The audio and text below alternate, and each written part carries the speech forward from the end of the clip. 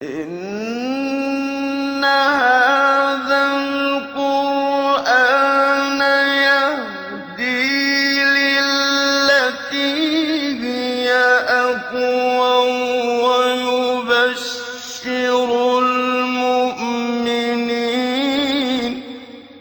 ويبشر المؤمنين الذين يعملون الصالحات أن لهم أجرا كبيرا. بسم اللہ الرحمن الرحیم الحمدللہ رب العالمین وبہ نستعین وصلی اللہ وسلم علی سید الانبیاء والمرسلین وعلی آلہ واصحابہ اجمعین ومن تبعہم باحسان الی یوم الدین اما بعد. سلسلہ تفسیر کی یہ 53ویں نشست ہے، یعنی سورۃ الواقعہ کے اعتبار سے، اور اس نشست میں انشاءاللہ سورۃ الواقعہ کی آیت نمبر 70 پر 9 اس کی تفسیر ہوگی. حالانکہ اس سے پہلی والی جو نشست تھی اور اس سے قبل کی بھی جو نشست تھی اس میں بھی اس آیت کریمہ سے متعلق میں نے تفصیلی گفتگو کی ہے. اللہ رب العالمین نے ارشاد فرمایا لا یمسہ الا المطہرون. اس آیت کریمہ کے سلسلے میں پہلی بات تو میں نے بہت ہی مفصل یہ بیان کر چکا ہوں کہ المطہرون سے مراد الملائکہ ہیں، اور اس سے پہلی والی جو بالکل نشست ہے، اس سے جو متصل نشست تھی، اس میں نے اس بات کو ذکر کیا تھا کہ المطہرون سے صرف اہل ایمان مراد لینا یا انسان مراد لینا اور اسی کو اصل قرار دینا وہ درست نہیں ہے. اصل یہی ہے کہ الملائکہ ہیں، یعنی اصل الملائکہ ہیں، لیکن اصلاً ہی انسان مراد لینا یہ درست نہیں ہے. پچھلی دو نشستوں کا یہی ماحصل ہے. آج کی اس نشست میں جو ایک اہم بات ہے وہ یہ ہے کہ اہل علم نے قرآن مجید کی اس آیت کریمہ سے اور اس آیت کریمہ میں جو بات کہی گئی ہے اس سے متعلق کچھ احادیث ہیں. ان احادیث کی روشنی میں یہ بات کہی ہیں کہ ایک انسان کو، یا یوں سمجھ لیجئے کہ صاف لفظوں میں ایک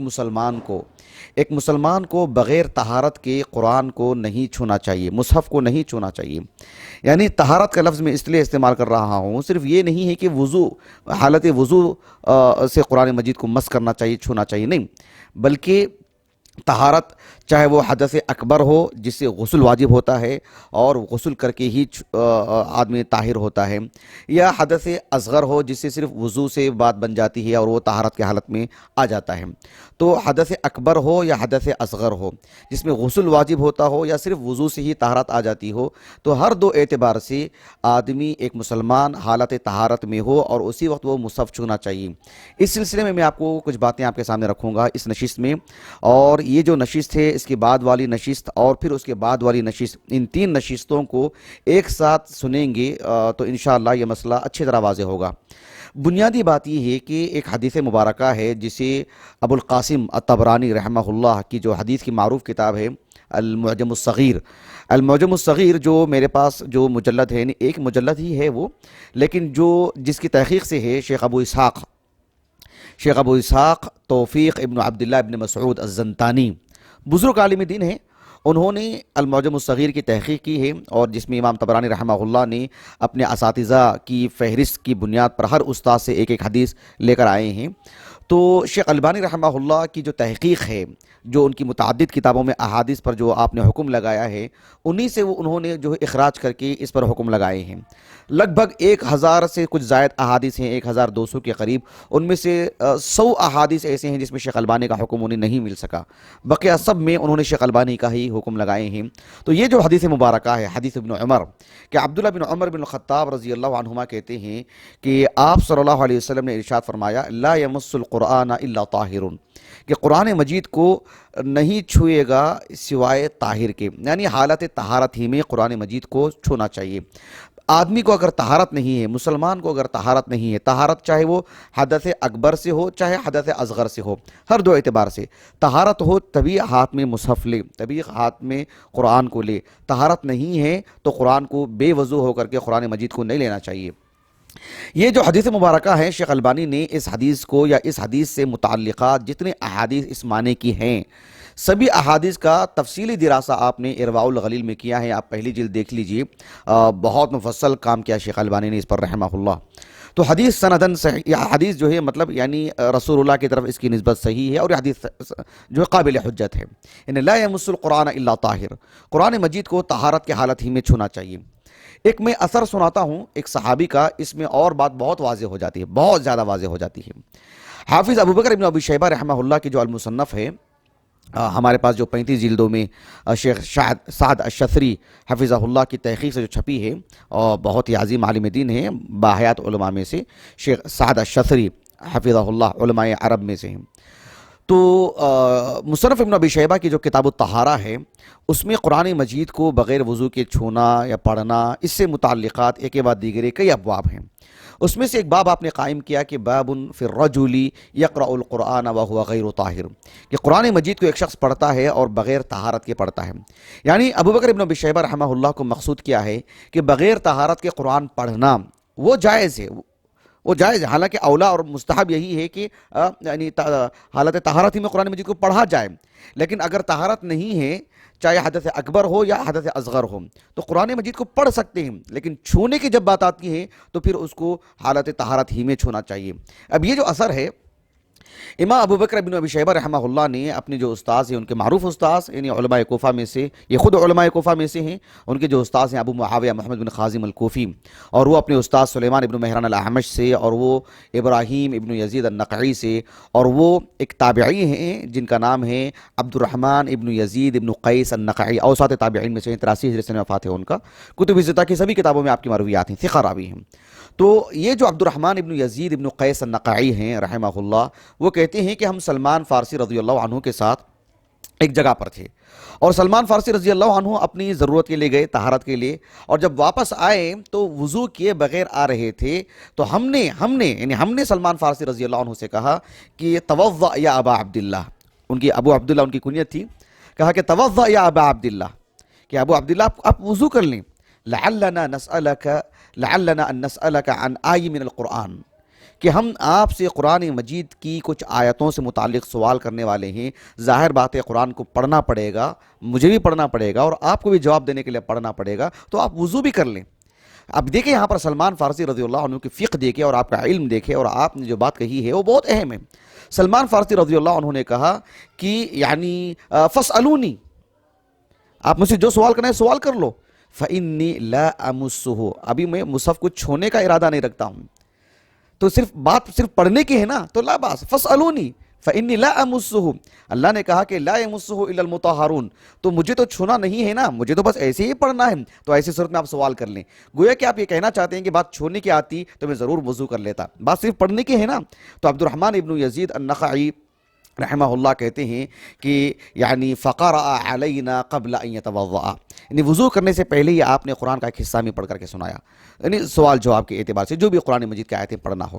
تو یہ جو دو، ایک صحابی یعنی عبداللہ بن عمر بن خطاب رضی اللہ عنہ سے مرفوع حدیث، اور ایک صحابی کا اثر، اس بات پر دلالت کرتا ہے کہ جو ہے یعنی قرآن مجید کو حالت طہارت ہی میں چھونا چاہیے، چاہے وہ حدث اکبر ہو چاہے وہ حدث اصغر ہو. ایک آدمی کا وضو نہیں ہے، وضو کر کے چھونا چاہیے. ایک آدمی پر غسل واجب ہو جاتا ہے، چاہے وہ حالت جنابت کی وجہ سے ہو یا وہ حائضہ ہو اور جو ہے مطلب اس قبیل کی ہو، اس کو بھی حالت طہارت کے بعد ہی مصحف کو چھونا چاہیے، اس کے بغیر نہیں چھونا چاہیے.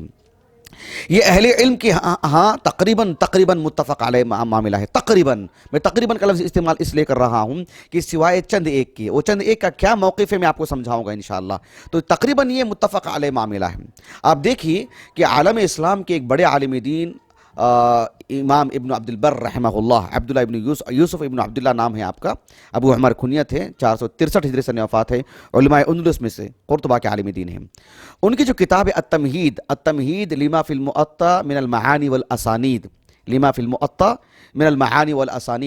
اس میں یعنی دراصل امام مالک کی جو المؤطا ہے نا، اس میں ایک کتاب ہے کتاب القرآن، اس پر ایک باب قائم کیا آپ نے کہ ایک شخص کا قرآن مجید کو بغیر طہارت کے پڑھنا. باب یقرأ الرجل القرآن وهو غیر طاہر، قرآن مجید کو بغیر طہارت کے ایک آدمی پڑھتا ہے، پڑھنے کی بات ہے، چھونے والی بات نہیں ہے. ابن عبد البر رحمہ اللہ نے التمہید میں اس روایت پر جب آپ نے اس کے طرق جمع کی اور اس پر آپ نے جو ہے مطلب اس کے سارے شواہد آپ نے جمع کی اس حدیث سے متعلق، جس میں اللہ کے رسول نے کہا صلی اللہ علیہ وسلم لا یمس القرآن الا طاہرون، قرآن مجید کو نہیں چھوئے گا سوائے اس شخص کے جو حالت طہارت میں ہے، الا طاہرون، جو سوائے طاہر کے ہے وہی قرآن مجید کو چھوئے گا۔ تو اس حدیث مبارکہ کی شرح میں ابن عبد البر رحمہ اللہ نے جو بات لکھی ہے وہ بہت ہی بڑی بات ہے۔ آپ نے لکھا کہ وَلَمْ يَخْتَلِفْ فُقَهَاءُ الْأَمْصَارِ بالمدینہ والعراق والشام، یعنی علماء عراق، علماء شام، علماء مدینہ، ان میں سے کسی کا بھی یعنی اختلاف نہیں ہے، یعنی اس میں دو موقف نہیں ہے، ایک ہی موقف ہے، سب متفق ہیں اس بات پر کہ ان لا یمس المصحف الا الطاہر علی وضو، کہ قرآن مجید کو، مصحف کو صرف وہی شخص چھوئے گا جو حالت طہارت میں ہو، جو طاہر ہے وہی جو ہے مطلب مصحف کو چھوئے گا۔ اور آپ نے اس معاملے میں جن اصحاب علم کے نام لکھے ہیں، آپ نے امام مالک، امام شافعی، امام ابو حنیفہ اور امام سفیان ابن سعید الثوری اور امام الشام، امام اوزاعی، امام احمد بن حنبل، اسحاق ابن راہویہ، ابو ثور البغدادی، 246 حدیث وفات ہے، امام شافعی کے معروف بڑے علماء میں سے ہیں، اور جو ہے آخری نام لیا ابو عبید القاسم بن سلام، وہ بھی علماء بصرہ میں سے۔ تو ان سب اصحاب علم کا اسی ترتیب سے، جس ترتیب سے میں نے آپ کے سامنے نام لیے ہیں، انہی ترتیب سے آپ نے ان اصحاب علم کے نام لیے ہیں، گویا کہ ان اصحاب علم، اور یہ اصحاب علم متعدد جگہوں کے ہیں، کچھ مکہ کے، کچھ مدینے کے، کچھ بغداد کے، کچھ خراسان کے، اور کچھ جو ہے مصر کے، کچھ متعدد جگہوں کے اہل علم ہیں، لیکن سب کا موقف ایک ہی ہے کہ اللہ یمس المصحف الا طاہرون، کہ مصحف کو صرف طہارت کی حالت ہی میں چھونا چاہیے۔ ایک بڑی بات ہے۔ اب دیکھیے خود ابن قدامہ، اتنے عظیم عالم دین رحمہ اللہ، ابن قدامہ الحنبلی رحمہ اللہ، ان کی جو کتاب ہے المغنی، جو فقہ حنبلی کا موسوعہ ہے، اس میں آپ نے مستقل ایک عنوان کے طور پر کہ لا یمس المصحف الا طاہر من الحدثین جمیعا، آپ نے لکھا کہ حدث اکبر ہو یا حدث اصغر ہو، ہر دو اعتبار سے طہارت حاصل ہوتی ہے تبھی وہ مصحف کو چھوئے گا۔ یہ جو ہے اصحاب علم کا گویا کہ تقریباً ایک متفق علیہ معاملہ ہے۔ ابن قدامہ الحنبلی رحمہ اللہ نے اس سلسلے میں کچھ اصحاب علم کے نام بھی لکھے، صحابہ میں سے عبداللہ بن عمر، اور اس کے بعد تابعین میں سے حسن البصری، عطا بن ابی رباح، حسن بصری بصرہ کے، عطا بن ابی رباح علماء مکہ میں سے، اور اس کے بعد انہوں نے نام لکھا طاؤس کا جو علماء یمن میں سے، طاؤس ابن کیسان، اور جو ہے علماء کوفہ میں سے عامر الشعبی، اور علماء مدینہ میں سے عبد الرحمن ابن قاسم ابن عبد الرحمن ابن ابی بکر صدیق، اور پھر امام مالک، امام شافعی کا نام لکھنے کے بعد کہا کہ وہ اصحاب الرأی، عام اصحاب الرأی جو اہل علم ہیں، اہل الرائے جو ہیں، ان کا بھی یہی موقف ہے کہ سب کا یہی موقف ہے کہ قرآن مجید کو، مصحف کو بغیر وضو کے نہیں چھونا چاہیے۔ بلکہ ابن قدامہ رحمہ اللہ نے یہاں تک لکھا کہ وَلَا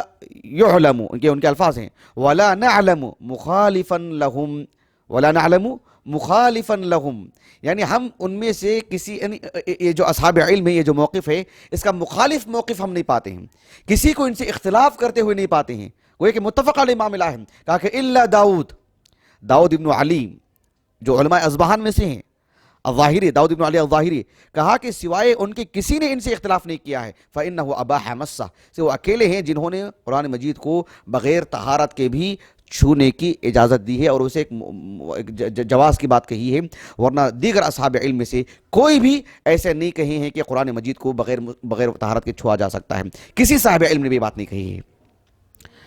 شیخ الاسلام ابن تیمیہ رحمہ اللہ مجموع الفتاوی میں ان سے سوال ہی اس طرح سے کیا گیا کہ مصحف کو بغیر وضو کے، بغیر طہارت کے چھوا جا سکتا ہے؟ ابن تیمیہ رحمہ اللہ نے کہا کہ ائمہ اربعہ کا،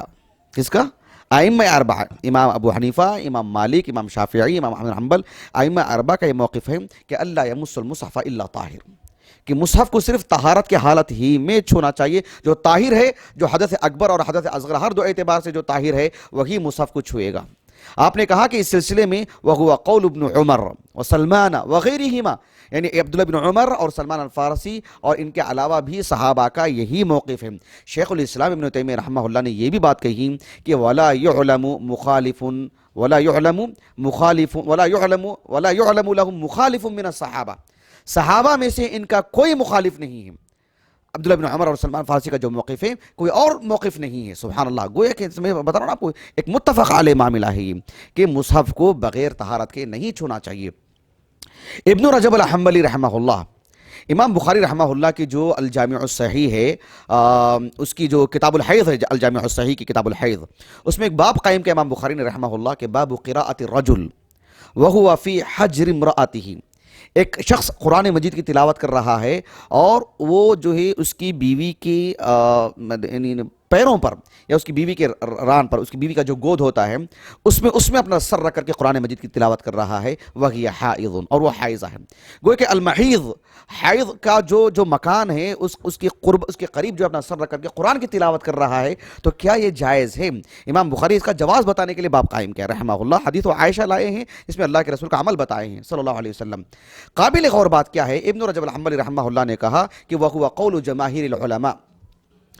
کہ جمہور اہل علم کا یہی موقف ہے کہ یعنی ایک مسلمان کو حالت طہارت ہی میں، چاہے وہ حدث اکبر ہو چاہے وہ حدث اصغر ہو، ہر دو اعتبار سے طاہر ہونے کے بعد ہی وہ مصحف کو چھوئے گا۔ آپ نے کہا کہ علی بن ابی طالب، سعد بن ابی وقاص، سلمان فارسی اور عبداللہ بن عمر، ان اصحاب علم کا یہی موقف ہے، اور آپ نے کہا کہ وَلَا يُعْرَفُ لَهُمْ مُخَالِفٌ مِّنَ الصَّحَابَہ، صحابہ میں سے کسی نے آپ سے اختلاف نہیں کیا، کوئی مخالف رائے ہم کو نہیں ملتی ہے، کوئی مخالف رائے ہم کو نہیں ملتی۔ وَقَالَ فَفِي ذَلِكَ أَهْلُ الظَّاهِرِ، صرف اہل الظاہر ہی نے اس میں اختلاف کیا ہے۔ یہ اتنی بڑی بات آپ اندازہ لگائیے کہ کوئی چھوٹی موٹی بات نہیں ہے۔ فتاوی لجنہ دائمہ، ان سے بھی سوال کیا گیا، آپ نے کہا کہ اللہ یقرأہ لیس لہ ان یقرأہ من المصحف، یہ ان کے الفاظ ہیں۔ اللجنہ دائمہ للبحوث العلمیہ والافتاء، یعنی عالمی سطح کی، دنیا بھر کی عظیم جو کمیٹیاں ہیں فتویٰ سے متعلق، ان میں سب سے بڑی کمیٹی ہے اور سب سے محترم، سب سے ممتاز۔ اس سے متعلق میں نے مستقل ایک تعارفی طور پر میں نے درس دیا ہے کہ اللجنہ دائمہ کیا ہے۔